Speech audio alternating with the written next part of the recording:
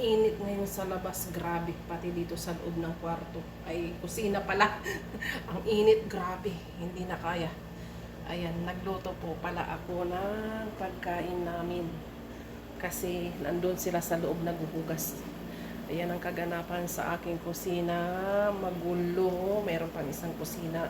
Kasi sinasabay ko na yung pagluto ng pagkain din namin bago kami magligpit talaga dito. Yan, nagluto kami ng adobo at saka gulay. Yan, adobong manok. Luto na siya.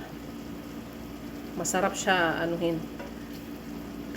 lutuin sa mahinang apoy para sulit ang lasa niya. Yan, tapos creamy. Wow, tapos ayun naman yung gulay, lalagyan ko siya ng cream.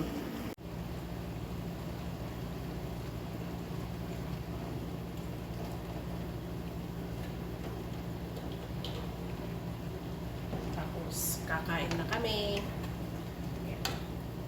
Luto na siya. Okra lang po yan. Mushroom, saluyot, at saka kangkong. Kakain na kami. Tatawagin ko lang yung mga kasama ko. Asan na ba yung mga yun?